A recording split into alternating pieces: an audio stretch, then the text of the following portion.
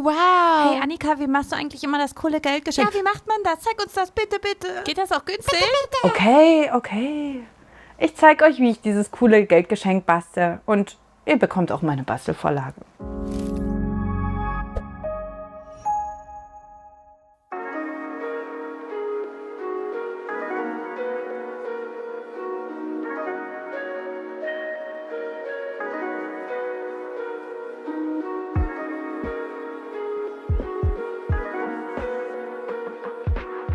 Dieses schöne Geldgeschenk hier ist komplett selbst gebastelt und komplett aus Teddy-Materialien gebastelt.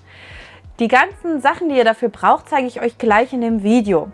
Wenn ihr aber nicht bei Teddy einkaufen wollt oder der nächste Teddy ganz weit weg ist, dann könnt ihr die Sachen alle auch online kaufen. Die Links dafür habe ich euch rausgesucht und euch unten in die Videobeschreibung gepackt. Und jetzt kommen wir mal zu diesem Geschenk. Ich bekomme dafür immer Komplimente. Ich verschenke eigentlich immer genau das hier. Und habe für euch die Bastelvorlage einmal gratis auf meiner Homepage gestellt. Es gibt dazu aber auch noch eine Premium-Variante mit verschiedenen Größen und verschiedenen Sprüchen, die wirklich zu jedem Anlass passen. Schaut euch das gerne mal an. Den Link findet ihr auch unten in der Videobeschreibung. Zuerst mal brauchen wir unsere Bastelutensilien. Zum Beispiel so einen Schattenbilderrahmen, der ein bisschen zurückgesetzt ist. Der hier kommt vom Teddy und der kostet 5 Euro. Bei Ikea bekommt ihr den zum Beispiel für ca. 6 Euro. Aber ihr bekommt den zum Beispiel auch bei Action oder eben im Netz. Die Links findet ihr alle unten. Als nächstes benötigt ihr solche Trockenblumen. Die gibt es wirklich auch überall. Beim Teddy kostet so ein großer Strauß 3 Euro. Ich habe hier sogar schon mal welche rausgenommen und es ist trotzdem noch genug übrig. Wenn wir das nachher auspacken, seht ihr, wie viel das ist. Bei Systrene Kräne habe ich gesehen, gibt es auch wunderschöne. Als nächstes brauchen wir Transparentpapier und als Hintergrund nutze ich Kraftpapier. Transparentpapier gibt es günstig bei Teddy und ich habe hier 20 Blatt, die man super bedrucken kann auf dem Drucker. Schaut mal, das ist so ein bisschen durchsichtig. Ihr könnt hier aber auch farbiges Papier nehmen oder wenn ihr sowas nirgendwo findet im Laden in eurer Nähe, dann könnt ihr auch Backpapier benutzen, wenn es nicht zu stark beschichtet ist. Dann habe ich hier so einen Block mit Kraftpapier. Das nutze ich sowieso sehr gerne zum Basteln. Ihr seht, hier sind sogar Reste drin, die hebe ich gerne auf. Das nutzen wir als Hintergrund, aber vielleicht habt ihr auch ein anderes Papier, das zum Beispiel mit einem schönen Motiv ist. Hier geht zum Beispiel auch Zeitungspapier. Das sieht auch super interessant aus. Für mein Projekt wird es jetzt aber dieses Kraftpapier. Für dieses Bastelprojekt nutze ich natürlich auch die Standard-Bastelutensilien wie eine Schere. Dann habe ich einen Rollschneider, mit dem schneidet sich das sehr gut zurecht. Vielleicht habt ihr aber auch so eine Art Skalpell, mit dem ihr das zuschneiden könnt. Wenn ihr viel mit Papier bastelt, habt ihr sowas ganz sicher. Und dann nutze ich auch noch natürlich entweder einen Klebestift. Oder wer sowas hat oder kaufen möchte, das ist ein Kleberoller, mit dem kann man auch super Schnittmuster zusammenkleben. Meiner kommt jetzt von DM, aber ich habe gesehen, sowas gibt es zum Beispiel auch bei Rossmann oder auch online. Klebestift reicht aber auch. Und dann könntet ihr zusätzlich, wenn ihr möchtet, noch diese schöne Beleuchtung anbringen. Die kostet 2 Euro beim Teddy mit so einem ganz schmalen Anschalter bzw. Batteriefach für hinten. Ich mach's mal. Nee, ich bekomme es jetzt nicht auf, aber ist nicht schlimm. Ich hatte vor, eine andere Beleuchtung zu nehmen. Ich zeige euch mal, welche ich nehme. Die ist eigentlich genau die gleiche. Die kommt vom Online-Händler Amazon und da sind super viele drin und Ersatzbatterien. Dieses Set ist viel günstiger, also wenn ihr vorhabt, dieses Geschenk ganz oft zu basteln, empfehle ich euch lieber eine größere Menge zu kaufen. Da könnt ihr wirklich Geld sparen. Den Link findet ihr auch unten in der Videobeschreibung. Schaut mal dort. Mit Beleuchtung macht es irgendwie noch ein bisschen mehr her. Da gibt es auch 2 verschiedene Varianten, wie ihr die Beleuchtung anbringen könnt. Wenn ihr euch jetzt die Druckvorlage auf das Transparentpapier gedruckt habt, schneidet ihr euch das gewünschte Motiv aus. Ihr könnt das einmal wie ein Offset ausschneiden, also das sieht dann aus wie ein Sticker, dass ihr rundherum quasi eine Nahtzugabe lasst von, sagen wir, einem halben Zentimeter.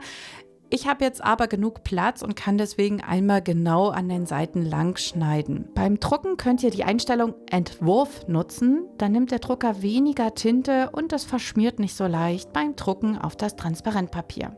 Jetzt bin ich fertig mit Ausschneiden und schneide dann oben noch eine Öffnung, in die wir dann das Geldgeschenk bzw. die Trockenblumen tun können. Und da schneide ich hier oben an dieser Kante entlang. Perfekt wird es mit so einem kleinen Rollschneider, den ihr für Papier nutzt, oder eben mit so einem Skalpell. Wenn ihr die Schere nutzen müsst, weil ihr nichts anderes da habt, dann seid vorsichtig und schneidet dieses Stück auch nicht komplett ab. Da müssen links und rechts ein kleines Stückchen stehen bleiben, damit es weiterhin hält. Ich klappe euch das mal auf. Schaut mal so. Genau. Hier bleiben noch Stellen über, dass man das so ein bisschen so auffalten kann. So ist es perfekt geworden. So können wir es aufkleben. Dafür öffnen wir einmal diesen Bilderrahmen. Dafür müssen all diese Stopper einmal hochgebogen werden. Das geht immer richtig schwer. Ich habe ein bisschen gebraucht. Jetzt nehmen wir dieses Innenleben einmal raus. Das brauchen wir aber noch. Räumt es nicht zu weit weg. Und hier haben wir noch das Passepartout. So, das brauchen wir auf jeden Fall auch, denn wir kriegen dadurch nochmal einen richtig tollen Effekt. Jetzt nehmen wir uns einmal unser Kraftpapier vor, das soll ja der Hintergrund werden. Und diesen Einleger, denn der bringt uns schon die richtige Größe. Dann kann ich hier direkt an meinem Lineal entlang schneiden. Ich lege das einmal perfekt auf und habe jetzt so diesen Einleger als Schablone genutzt. Mein Innenleben ist jetzt ein bisschen kleiner geworden, das ist aber überhaupt nicht schlimm beim Aufkleben, wenn da oben und unten was übersteht. Das ist überhaupt kein Problem, wir haben ja ein Passepartout, dadurch sieht man das überhaupt nicht. Wenn nicht, könnte man da oben und unten auch noch zum Beispiel Blumen aufkleben oder eben dieses Kraftpapier ein bisschen erweitern oder eben hochkant nutzen, wenn es dann besser passt. Ich habe jetzt einfach nur einen A4-Block gehabt. Wenn ihr mögt, könnt ihr den Wunscherfüller beim Ankleben natürlich auch mit dieser Beleuchtung bestücken. Wenn ihr zum Beispiel die Premium-Variante nehmt, dann habt ihr ein bisschen größere Gläser, könnt auch größere Rahmen bestücken. Und dann sieht das cool aus, wenn diese Lichterkette auch in dem Glas drin ist. Dafür müsst ihr ein Loch in die Rückwand bohren und dann könnt ihr diese Lichterkette einfädeln. Ich habe jetzt hier aber nicht genug Platz, deswegen werde ich diese Lichterkette im Innenleben des Rahmens anbringen. Durch das Passepartout hat man ja wirklich viel Platz und das mache ich einfach nur mit Klebeband. Das Schöne ist ja, dass diese Lichterkette wirklich super schmal und super winzig ist und die wirklich perfekt für jedes Bastelprojekt ist. Und für jedes Geschenk finde ich auch. Denn ich kann jetzt einfach diesen Draht hier festkleben, man kann den auch super biegen. Und dann klebe ich den einfach mit Klebeband an dem Innenleben fest. Ich möchte mich nicht, dass irgendwas verrutscht. Und nehme mir genug Zeit, damit es auch wirklich hübsch wird. Schaut mal, so bringe ich das einfach an. Drehe das ein bisschen. Ja, ich habe leider auch gesehen, dass mein Rahmen eine kleine Schmarre hat. Das werde ich dann noch ein bisschen korrigieren mit einem weißen Acrylstift. Das habe ich leider beim Kauf nicht gesehen. Verschenkt wird es aber trotzdem. Jetzt schauen wir mal. Ja, es geht auch noch zu. Oben der Rest, der rausschaut von der Lichterkette, der verschwindet dann einfach im Rand des Rahmens. Das ist kein Problem. Jetzt kann ich mit diesem kleinen Klebestift einmal rundherum am Rand von meinem kleinen Glas entlang fahren, so dass wir hier eine schöne Klebefläche haben. Wie gesagt, es ist ein bisschen einfacher, wenn ihr diesen Sticker Stil benutzt. Also wenn ihr hier einen Rand lasst, eine Zugabe zum Schneiden. Jetzt habe ich es doch glatt noch ein bisschen festgeklebt. Muss das mal vorsichtig abziehen. Ja, das geht noch. Alles in Ordnung, Gott sei Dank. Wenn ihr diesen Rand lasst, dann habt ihr ein bisschen mehr Klebefläche und auch ein bisschen mehr Innenfläche, um was reinzustecken. Ich wollte es jetzt aber ohne Rand gerne zuschneiden, deswegen sieht das jetzt so aus. So, jetzt haben wir hier Kleber dran und können es jetzt auch schon aufkleben. Dafür lege ich mir jetzt aber noch mein Passepartout auf, denn schaut mal, ich wüsste jetzt eigentlich gar nicht so richtig, wo ich das hin platzieren soll. Weiter runter? Tja, bei Unsicherheiten hilft das immer, sich das Endergebnis vorzustellen. Deswegen lege ich das Passepartout jetzt schon auf, warum auch nicht. Und dann weiß ich genau, wie ich das Ganze platzieren muss. Jetzt streichen wir einmal rundherum den Kleber fest. So. Jetzt klebt er schon mal richtig gut. Durch unsere Öffnung oben können wir jetzt was stecken und das finde ich richtig toll. Das Geldgeschenk kann eigentlich perfekt mit 3 Scheinen gefüllt werden. 4 sind leider schon ein bisschen viel, aber wenn ihr die Variante nutzt, wo es ein bisschen mehr wie ein Sticker geschnitten wird, da passt dann noch ein kleiner 4. Schein mit rein.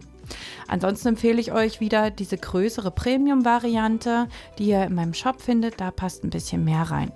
Aber 3 Scheine sollen jetzt erstmal reichen. Dazu sollen ja auch noch ein paar Blumen. Dafür nehme ich mir jetzt mal diesen Teddy-Trockenstrauß vor und nehme den ein bisschen auseinander.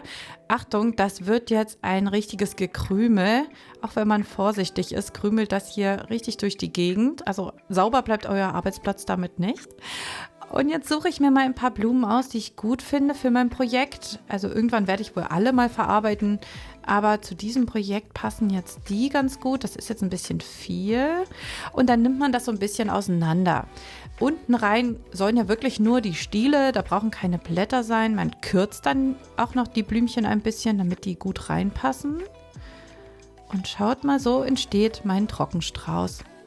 Ich stecke einfach nach und nach jetzt die Blumen rein und schaue, wie ich die schön arrangieren kann. Ich vermute, dass ihr das vielleicht ein bisschen besser könnt als ich. Bei mir sind Blumensträuße eher ein bisschen wilder. Und jetzt hat es ja eigentlich schon eine schöne Form. Ja, dieser Wedel muss jetzt hier noch irgendwie rein. Der gefällt mir irgendwie ganz gut. So, okay. Ja, das Endergebnis lässt sich sehen. Dadurch, dass wir das Passepartout auch schon aufgelegt haben, kann der Strauß über dem Passepartout sein und hat dadurch nochmal zusätzlich eine Ebene und das sieht richtig toll aus. Jetzt müssen wir unseren Strauß, ich schaue nochmal, ob die Beleuchtung richtig sitzt, und die Rückwand einmal befestigen und stecken das falsch herum in unseren Bilderrahmen rein. Bevor wir dann, ja, das muss richtig zu sein, genau, es geht auch trotz Beleuchtung zu. Ich muss nur immer an diesen Metallschnappern irgendwie vorbei. Bevor ich die schließe, kontrolliere ich meistens auch nochmal, ob ich es richtig rum reingetan habe. Das tue ich übrigens auch bei normalen Bildern so, denn mir ist das schon oft genug passiert, dass es falsch rum war.